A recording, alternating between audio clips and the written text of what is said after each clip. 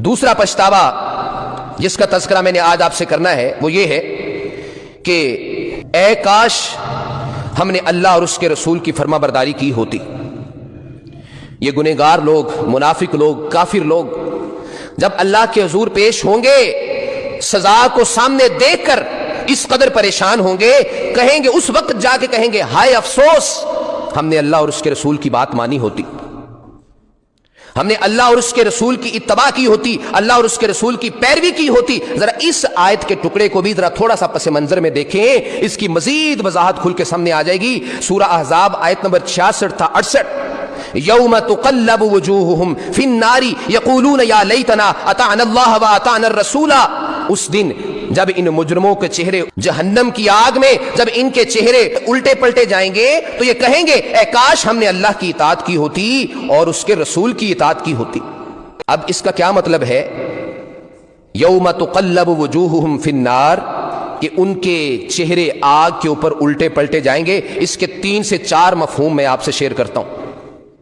जहन्नमियों को जब जहन्नम में झोंक दिया जाएगा, जहन्नमी सांस लेने की गरज से आग से अपना मुंह निकालेंगे और मुंह निकाल कर आहोजारी करते हुए ये अल्फाज अपने मुंह से निकालेंगे कि काश हमने अल्लाह और उसके रसूल की इताअत की होती।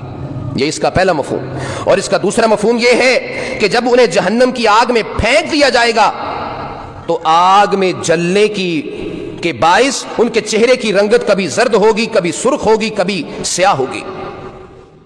तीसरा इसका मफहूम यह है कि जिस तरह गोश्त को आग पर भूनते हैं, उसे कभी एक जानब से भूनते हैं, कभी दूसरी जानब से भूनते हैं, यही तरीका उनके लिए अपनाया जाएगा जिन्होंने अपनी मनमानी की, अल्लाह और उसके रसूल की बात को ना सुना, उस तरफ कान न धरे। जिस तरह कबाब या इस तरह जो है वो टिक्के पकाए जाते हैं आग के ऊपर, इसी तरह इन जहन्नमियों का अंजाम होगा, इन गुनहगारों का अंजाम होगा जिन्होंने अपनी मनमानी और मर्जी की। तो इस हालत में ये पुकार कर कहेंगे, काश हमने अल्लाह और उसके रसूल की इताअत की होती। और इसका चौथा मफहूम यह है कि उनके चेहरे को और उनके पूरे जिस्म को जहन्नम की आग ने इस तरह घेर रखा होगा। इन चारों की रोशनी में जरा अंदाजा कीजिए कि अजाब किस कदर सख्त है,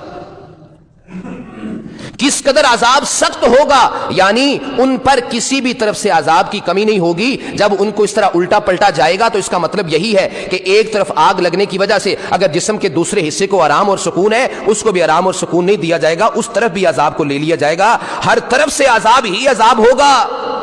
आग में गिरे हुए होंगे, आग में जल बन जो है वो रहे होंगे, और साथ ये अपनी जबान से निकालेंगे, काश हमने दुनिया में रहते हुए अल्लाह और उसके रसूल की इताअत की होती, अल्लाह और उसके रसूल की बात पे कान धरे होते, काश हम बाअमल मुसलमान बन जाते। आज हमारा अफसोस ये है हमारे लिए कि हम बज़ाहिर एक जो है वो ज़बान से तो इस बात का इजहार कर रहे होते हैं कि हम रसूलुल्लाह सल्लल्लाहु अलैहि वसल्लम को अपना नबी और रसूल तस्लीम करते हैं, इसका इजहार तो करते हैं, लेकिन अपने अमल से इजहार करने से भागते हैं। अपने अमल से आपके साथ हम अपनी मोहब्बत का इजहार नहीं करते, अपनी मोहब्बत शो नहीं करते, हमारा अमल इसके खिलाफ होता है। अल्लाह और उसके रसूल की बात हमें भारी लगती है कि अगर मैंने अल्लाह और उसके रसूल की बात मान ली, दोस्त क्या कहेंगे, दोस्त मुझे क्या कहेंगे, मेरे घर वाले क्या कहेंगे, मेरे कुलीग्स मुझे बातें करेंगे, तूने ये क्या हुलिया बना रखा है, तू क्या जो है वो नमाजी बन गया, तू क्या रोजेदार बन गया, तू क्या नेकी के कामों में इस कदर आगे आगे है, तूने इस दुनिया की जो है वो जिंदगी को इस कदर पसे पुश्त क्यों डाल दिया है, क्यों हर वक्त आखिरत आखिरत की बात करता रहता है, क्यों हर वक्त तुझे जो है वो नमाज रोजे की पड़ी होती है। लेकिन उस वक्त ये पछतावे का कोई फायदा नहीं होगा। ये जालिम लोग अल्लाह रब्बुल इज्जत को पुकार पुकार कर ये कहेंगे, ए अल्लाह हमने खुद से कुछ नहीं किया,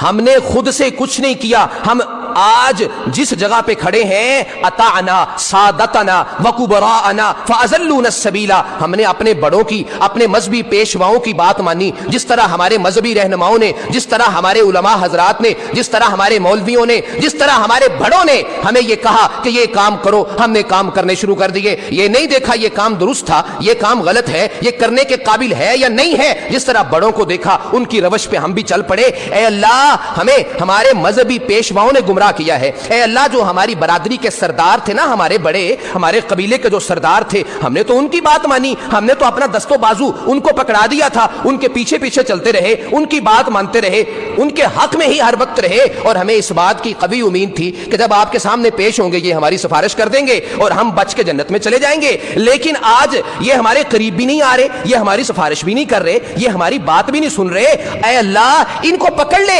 انہی جو ہے وہ مذہبی پیشواؤں کو پکڑ، ان جو ہے وہ قبیلے کے سرداروں کو پکڑ، جن کی وجہ سے آج ہم اس سٹیج پہ، اس قدم پہ کھڑے ہیں، اس مقام پہ کھڑے ہیں۔ تو اللہ رب العزت آگے سے جواب دیں گے، آگے سے ان کو جواب آئے گا کہ نہ صرف ان کو دونا عذاب ہوگا جنہوں نے تمہیں گمراہ کیا، بلکہ تمہیں بھی دونا عذاب ہوگا جو ان کے پیچھے چل کے یہ کام کرتے رہے، جو ان کی باتیں مانتے رہے، تم دونوں کو دونا عذاب ہوگا، کسی کے عذاب میں کمی نہیں ہوگی۔ ایک حدیث میں آتا ہے رسول اللہ صلی اللہ علیہ وآلہ وسلم نے فرمایا کہ جس نے میری کسی ایسی سنت کو جاری کیا جو کہ مردہ ہو چکی تھی، اس پہ عمل نہیں کیا جا رہا تھا، اس نے اس کو زندہ کر دیا، اس کو زندہ کرنے کی وجہ سے اس نے اس پہ خود بھی عمل کیا، اور اس کو دیکھ کے اوروں نے بھی اس پہ عمل شروع کر دیا، یا اس نے اپنے دوستوں کو اس طرف ترغیب دی اور بھی بہت سارے دوست اس کے ساتھ مل گئے، تو اس کو اس سنت کو زندہ کرنے کا ثواب ملے گا ہی، اور اس کے بعد اس سنت پہ جتنے لوگ اس پہ عمل کریں گے ان سب کا ثواب ان کو اپنی جگہ پہ پورے کا پورا ملے گا، اتنا ہی ثواب اس کے کھاتے میں بھی رہے گا۔ بعینی ہی اگر کسی نے کسی برے رستے کو جاری کر دیا،